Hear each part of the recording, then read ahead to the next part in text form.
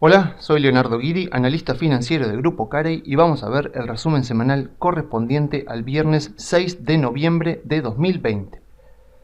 Bueno, finalmente pasaron las elecciones en Estados Unidos, ya tenemos un resultado bastante conclusivo. Parece ser que Joe Biden va a ser el presidente de Estados Unidos y fíjense cuál fue la reacción de las acciones al conocerse el resultado de las elecciones. Creo yo que es bastante alcista y bastante alentador. Así que eso da por tierra muchos de los comentarios que se decían que las acciones temían a Joe Biden, cuando en realidad, como explicamos hace un par de informes atrás, hace varias semanas atrás, en realidad, como Estados Unidos es un país que tiene instituciones muy fuertes y una división de poderes bastante marcada, a los inversores no les importa tanto quién sea el presidente, porque sea el que sea, le va a costar mucho hacer cambios importantes y pasar cambios y leyes importantes por el Congreso, sobre todo por la Cámara de Senadores. Así que vamos a ver cómo quedó constituida la Cámara de Senadores. Vemos acá que el Partido Republicano quedó con 48 bancas, son 100 senadores. El Partido Demócrata tiene 46 bancas, pero hay dos senadores de partidos independientes que suelen votar siempre con los demócratas, o sea que podríamos decir que están 48 a 48 y quedan todavía un par de bancas por definirse que seguramente irán a segunda vuelta y bueno, se volverá a votar en enero y recién en enero quedará bien definido el Senado. Pero acá lo importante es que las fuerzas están bastante equilibradas y que no importa tanto en Estados Unidos quién tiene la mayoría del Senado, si es que la mayoría la obtiene por muy poquitos votos. O sea, incluso si los demócratas lograran tener 51 bancas unidas a las dos bancas de los partidos independientes, eso no significaría nada grave para aquellos que temen que Joe Biden pueda pasar legislación por el Congreso, que pueda subir impuestos o que pueda, por ejemplo, regular las empresas tecnológicas, que era otra cosa que se temía. Porque Estados Unidos estuvo pensado desde el principio con bueno, una división de poderes bastante marcada y sobre todo con la idea de que al presidente le costara mucho hacer cambios importantes en las reglas de juego, sobre todo en las reglas de juego de la economía. Esto ya lo habíamos visto un poco en informes pasados, pero lo voy a repasar. Lo que habíamos visto era que justamente el Congreso de Estados Unidos, principalmente la Cámara de Senadores, estaba pensada para ponerle límites a las intenciones del presidente, intentando en todo momento suavizar un poco los cambios que el presidente proponía. Entonces, originalmente, la Cámara de Representantes, que vendrían a representar al pueblo, a la gente de Estados Unidos, fue pensada como aquella cámara para tener las discusiones más acaloradas, mostrar y expresar los puntos de vista más extremos y que ahí se expresaran la mayor pluralidad de visiones, y si eran muy extremas no había ningún problema porque con cualquier mayoría simple ya la ley pasaba por la Cámara de Representantes. Pero no así el Senado. El Senado estuvo pensado desde el principio como aquella cámara, al ser la cámara que representa a los estados, estuvo pensada para ser aquella cámara de enfriamiento de los proyectos de ley. O sea, cuando el presidente enviaba un proyecto de ley, se discutía acaloradamente en la Cámara de Representantes y si ese proyecto de ley pasaba, iba al Senado, donde el Senado ponía paños fríos. O sea, el Senado estuvo pensado desde el principio para poner paños fríos a cualquier proyecto de ley, sobre todo aquellos proyectos de ley que sean más controversiales, más polémicos, que suscitara reacciones más intensas por parte de los que defendían y de los que estaban en contra del proyecto. Entonces, el Senado tiene algunas reglas que no tiene la Cámara de Representantes, sobre todo una regla muy importante que se llama, o que se conoce en la jerga como el filibuster del Senado. Y, a ver, la explicación sería más o menos la siguiente. En el Senado no hay límite durante el cual se puede discutir una ley. O sea, una ley en el Senado de Estados Unidos se puede discutir de manera ilimitada. Acá en Argentina, por ejemplo, hay un límite durante el cual un senador puede exponer su visión sobre un proyecto de ley, pero en Estados Unidos no. En Estados Unidos el debate de una ley puede ser ilimitado. Tal es así, porque justamente puede ser ilimitado porque se pensó a la Cámara de Senadores para que se debata mucho, para que se llegue a consensos y para que obviamente calme un poco cualquier tipo de emoción que generara una ley, sobre todo aquellas leyes que fueran muy controversiales. Entonces, lo que pasa con esto es que ante un proyecto de ley que pasa al Senado, los senadores tienen que votar 2 veces. O sea, votan para que el proyecto de ley se convierta en ley, pero además tienen que votar previamente para terminar el debate. O sea, como el debate puede durar ilimitadamente, primero, antes de ponerse de acuerdo de si la ley va a salir o no, los senadores tienen que ponerse de acuerdo si van a finalizar el debate y van a pasar a la votación. Y acá viene el detalle más importante. Son 100 senadores en Estados Unidos. A pesar de que se necesitan 51 senadores para que un proyecto de ley se convierta en ley, se necesitan 60 senadores para terminar el debate. Lo cual quiere decir que el partido que está en la oposición no necesita 50 senadores para bloquear un proyecto de ley. Necesita 41 senadores y con eso le alcanza para bloquear cualquier proyecto de ley, porque mientras no se junten 60 senadores, el debate de la ley no termina y puede discutirse de manera ilimitada, y por lo tanto bloqueando también todos los proyectos de ley que vengan después de este. Entonces, si el partido que está en minoría en el Senado no está de acuerdo con el proyecto de ley enviado por el presidente y que ha pasado a la Cámara de Representantes, junta 41 senadores y con eso evita que se pase a votar la ley, entonces bloquea cualquier tipo de proyecto de ley y por lo tanto aquel partido que esté en mayoría en la Cámara de Senadores va a tener que sentarse a negociar y van a tener que discutir y hacer concesiones y por esa razón los cambios terminan siempre suavizándose. Entonces, esto se conoce como el atasco legislativo porque la minoría en el Senado puede generar un atasco en cualquier ley, frenar cualquier tipo de proyecto de ley, evitando por supuesto que se discutan proyectos posteriores porque el debate de esta ley todavía está en curso y no se ha cerrado. Entonces, este atasco legislativo del Senado puede poner freno a las leyes más extremas enviadas por los presidentes, ya sean demócratas o republicanos, y eso al mercado, a los inversores de acciones, les encanta. Porque el hecho de que sea tan difícil en Estados Unidos pasar una ley por el Senado hace que éstas deban ser muy consensuadas y que terminen saliendo siempre mucho menos extremas de lo que originalmente fueron pensadas. Gracias a que los senadores se encargan de bloquear cualquier ley que intente cambiar mucho las reglas de juego existentes, esto le garantiza a las empresas un entorno de negocios bastante estable, con cambios de reglas de juego muy esporádicos y bastante suaves cada vez que se promulga una nueva ley que reforma las reglas existentes. 2 ejemplos que se me vienen rápido a la mente son el Obamacare y la reforma de impuestos de Trump, para que veamos un caso de cada uno de los partidos, porque esta regla del filibuster es utilizada por cualquiera de los partidos que esté en minoría, ya sean los demócratas o los republicanos.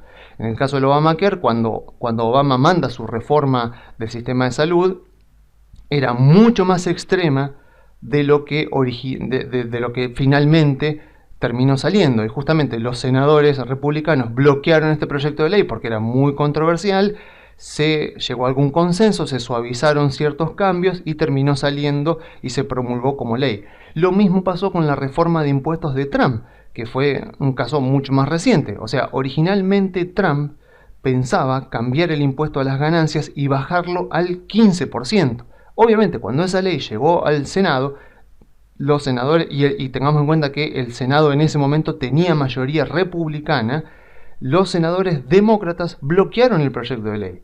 Y obviamente se empezó a negociar y se logró llegar a un consenso en el cual el impuesto a las ganancias no iba a bajar al 15, sino que se negoció y se terminó dejando en el 21.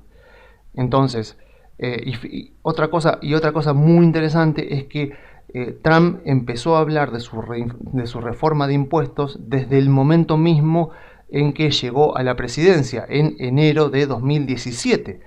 Y la reforma de impuestos finalmente salió por la Cámara de Diputados en noviembre de 2017 y en el Senado en diciembre. O sea que se empezó a hablar de esta reforma en enero o febrero y se terminó promulgando como ley en diciembre. O sea, hubo todo un año de discusión y eso por supuesto le dio a las empresas y a los inversores tiempo para prepararse y para el mercado para descontar en los precios toda la información disponible. Por lo tanto, cuando esa ley finalmente se promulgó, ya no era noticia, ya no era nada nuevo y ya estaba descontada en los precios.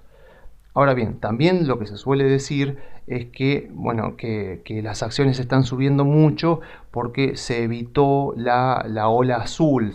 Siempre se dice que cuando la presidencia, la Casa Blanca y el Congreso, las dos cámaras del Congreso, tienen el mismo partido político, se dice que, bueno, si son demócratas es la ola azul y si son republicanos es la ola roja. Entonces se temía que si Biden ganaba y además las dos cámaras estaban controladas por los demócratas, que todavía puede llegar a pasar si en el Senado se definen las bancas que faltan para los demócratas, se temía que eso pueda ser negativo para las acciones. Bueno, la realidad es que si vamos a los datos no muestran para nada esto.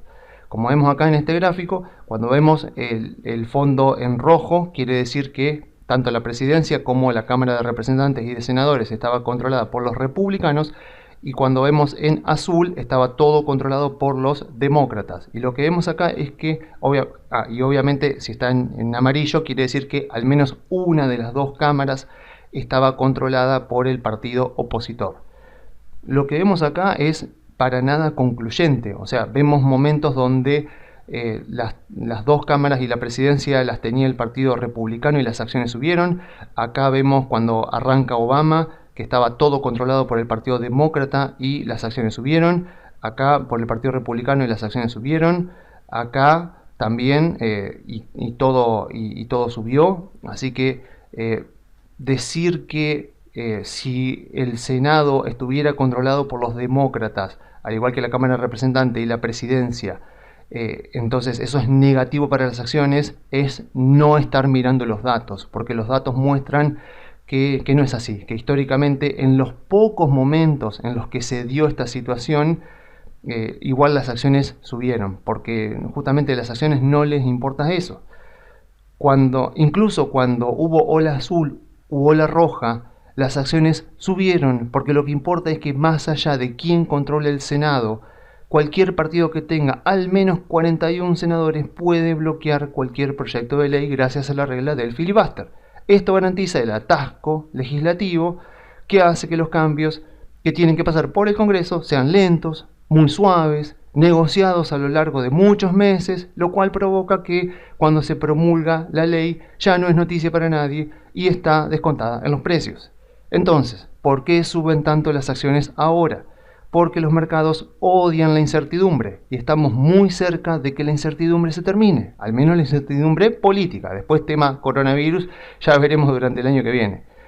Ya prácticamente sabemos cómo quedarán conformadas ambas cámaras y ya no quedan dudas de que habrá atasco político en el Senado, sin importar quién tenga la victoria y quién sea el presidente, lo cual nos garantiza que si gana Biden, por ejemplo, le va a ser difícil, no le resultará nada fácil subir impuestos.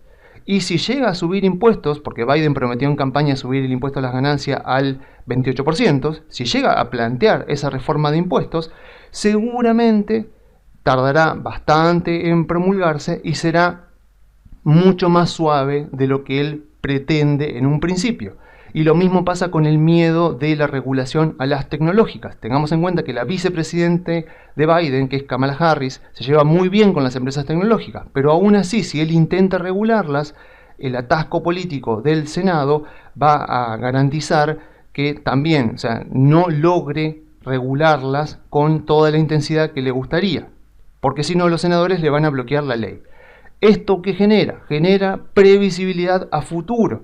al saber que las reglas de juego en Estados Unidos no van a cambiar mucho durante los próximos 2 años, al menos hasta las elecciones legislativas de 2022. Y además que si cambian, si hay algún cambio en las reglas de juego durante los próximos 2 años, estos cambios van a ser suaves. Como resultado de esto, los emprendedores, los empresarios, tienen a partir de ahora el panorama mucho más despejado para invertir y para tomar empleados. Y de la misma manera, por las mismas razones, los inversores, o sea, nosotros los que invertimos en acciones, podemos aprovechar ahora para tomar riesgo y posicionarnos en acciones, porque ahora el panorama ya está despejado. O sea, más que a los demócratas, más que a los republicanos, los mercados odian la incertidumbre, y al menos en este momento ya la incertidumbre está a punto de desaparecer.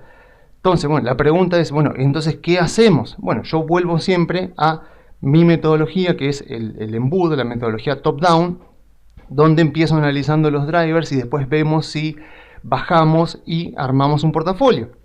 Si miro el driver político, ya está prácticamente resuelto. Es el driver menos importante en Estados Unidos porque el poder está muy balanceado, y lo que me garantiza Estados Unidos con el resultado de las elecciones es atasco legislativo por los próximos 2 años. Lo cual quiere decir que si Biden, en caso de ser el ganador, quiere mandar algún proyecto de ley muy polémico, el Senado, que puede que no tenga mayoría republicana, pero tiene al menos 48 senadores republicanos, le va a bloquear cualquier tipo de proyecto de ley, y por lo tanto van a tardar mucho en salir y van a salir mucho más suavizados. Así que desde el lado de lo político, yo como inversor me puedo quedar tranquilo. Desde el lado de lo económico es muy positivo lo que está pasando, porque la economía se está recuperando, se están creando empleos y las perspectivas para 2021 son muy buenas. Y afortunadamente el driver emocional o el driver psicológico sigue estando muy negativo, sigue estando muy escéptico, sigue estando muy dudoso de lo que está pasando con las acciones, de cómo están subiendo las acciones. Y eso para mí es, esta tríada conforma el mejor contexto para posicionarme en acciones de Estados Unidos, porque tengo a la política que me garantiza un entorno estable por lo menos por 2 años, a la economía que me garantiza perspectivas a futuros positivas para Estados Unidos, a menos que ocurra algún otro hecho imprevisto como pasó este año, y el driver emocional totalmente negativo, pesimista, que me garantiza que las valuaciones de las empresas no van a exagerarse, no vamos a ver ningún tipo de burbuja. Entonces, a partir de ahí, digo, bueno, los 3 drivers principales me dan el ok como para que yo siga bajando y empiece a elegir activos financieros. Bueno, obviamente bonos no voy a elegir, metales preciosos puede ser que elija un poquito de oro como contrapeso del riesgo, pero fundamentalmente me voy a posicionar en acciones. Entonces, bajamos un poquito más. Bueno, ¿qué sectores? Mi sector favorito, por supuesto, es el de las tecnológicas, porque tienen los mejores drivers, los mejores fundamentos para este momento, pero tal vez el sector de finanzas del consumo también puede verse favorecido con el crecimiento económico del año que viene. Tal vez un poco temas bueno, Disney, por ejemplo, los parques de diversiones, todo lo que sea recreativo también puede mejorar un poco. Entonces tengo ahí varios sectores interesantes. El sector del cuidado de la salud puede ser también bueno para comprar ahora. Y obviamente el sector financiero lo descarto porque los drivers no favorecen al sector financiero. O sea, la curva de bonos está muy plana y la Fed posiblemente no deje subir la tasa a 10 años por arriba del 1%, con lo cual los márgenes de rentabilidad de los bancos, los márgenes de interés de los bancos van a estar muy bajos, así que financieras en este momento no compraría. Tampoco compraría energéticas porque petróleo, gas, en este momento los precios no tienen driver para subir, así que me focalizaría principalmente en esos sectores.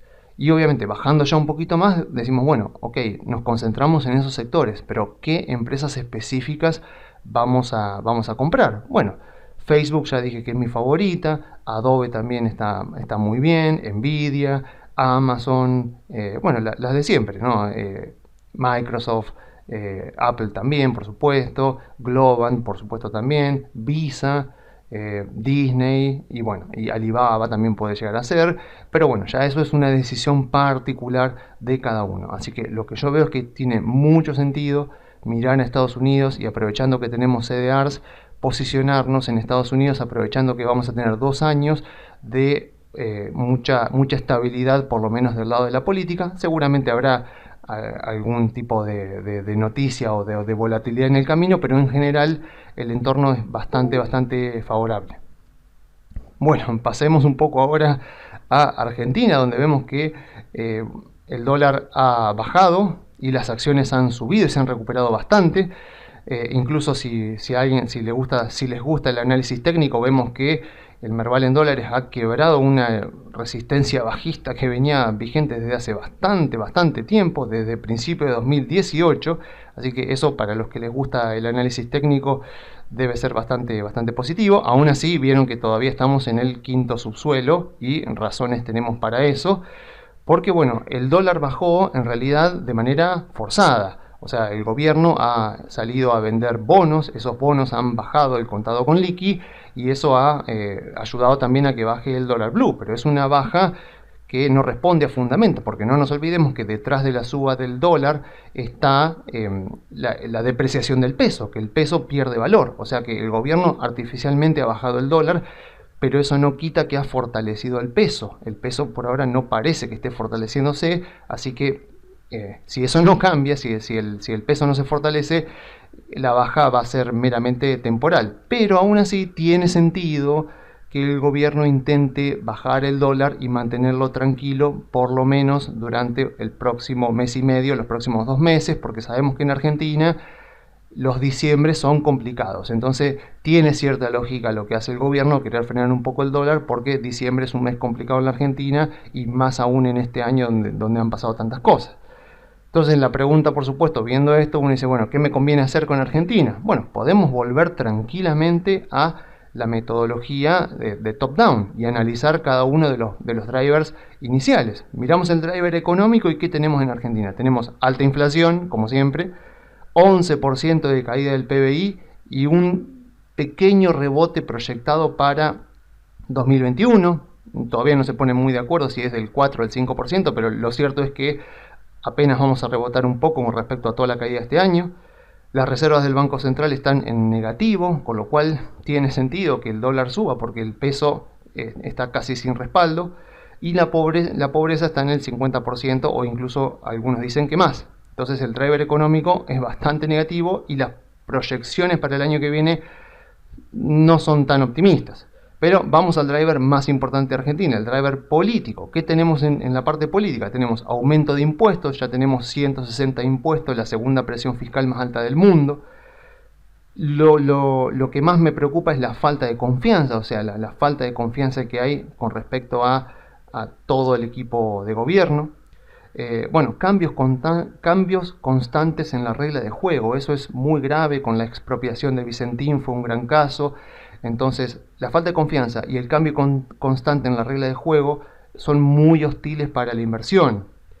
Después, bueno, tenemos en definitiva, falta de plan económico. O sea, no hay un plan económico. Se atacan los problemas de a uno a la vez, con una medida a la vez, cuando en realidad todos los programas de estabilización en Argentina que atacaron todos los problemas al mismo tiempo, en general tuvieron resultados. Por ejemplo, el plan Austral y la convertibilidad, que son los dos últimos grandes planes de estabilización que hubo, atacaron todos los problemas a la vez, y hay que decir que a pesar de que ambos terminaron mal en algún momento, en un principio fueron muy exitosos y lograron bajar la inflación y recuperar el crecimiento económico. O sea que el gobierno está atacando los problemas de a uno con medidas puntuales en lugar de hacer un plan económico general que ataque todos los problemas a la vez. Mientras eso no esté, difícil que logremos una estabilización económica en Argentina y por lo tanto que se genere un ambiente agradable para la inversión. Y por último, el driver emocional, o podríamos decir el driver psicológico, es el ideal para comprar acciones, porque al haber tanta negatividad, tanto pesimismo, las valuaciones de las empresas argentinas en este momento están por el piso. Nadie puede negar que las acciones argentinas en este momento están muy baratas. Pero en un país emergente como Argentina eso no me alcanza. Yo necesito tener expectativas de que el driver político va a cambiar para bien. Porque inmediatamente que el driver político cambie para bien y me genera expectativas positivas, el driver económico se encolumna detrás del driver político y van juntos. Entonces, a partir de acá yo ya no puedo bajar. O sea, yo no puedo seguir bajando y digo, bueno, entonces ya me fijo qué compro, qué sectores compro de Argentina, qué acciones compro, porque incluso si yo elijo la mejor acción del mejor sector de Argentina en este momento, mientras no me cambie por lo menos el driver político, es probable que pierda dinero medido en dólares. O sea, con los 3 drivers que tengo, donde el emocional es favorable para comprar acciones, pero el político no y el económico tampoco, lo que va a pasar es que aun si yo acierto y elijo la mejor acción argentina que puedo comprar pensando de aquí a los próximos 6 o 12 meses, como los drivers principales no me acompañan, la selección de acciones que hice puede ser muy buena, pero el fundamento del armado del portafolio estuvo mal y por lo tanto el resultado que voy a tener de aquí a un año puede que sea incluso negativo y seguramente no tan bueno como el que yo obtendría si comprara, por ejemplo, CDRs de empresas de Estados Unidos, que como vimos hace un rato, tiene los drivers perfectamente alineados para que tenga sentido armar un portafolio de CDRs. Entonces, para mí en Argentina, por ahora, mientras no cambien estos drivers, no tiene sentido que yo siga por el proceso y que vaya a elegir el mejor sector y la mejor acción. Porque aún si soy muy bueno eligiéndola y elijo la mejor, como los drivers principales son negativos, el resultado que puedo tener posiblemente no sea ni siquiera comparable con el excelente resultado que podría tener si invierto en CDRs e incluso en un mal CDRs, porque los otros, los drivers principales, digamos, sí están alineados y sí son favorables a la suba de las acciones. Así que tengamos muy presente, porque si estamos comprando acciones argentinas en este momento, puede ser que nos vaya muy bien dentro de 6 meses o un año, pero estaremos asumiendo mucho riesgo, porque los drivers principales para armar un portafolio en este momento en Argentina no son favorables para el armado de un portafolio, mientras que sí lo son en Estados Unidos. Así que yo me despido dejándoles las vías de comunicación. Se pueden comunicar por la página web grupocarey.com.ar o enviando un mail a contacto@grupocarey.com.ar.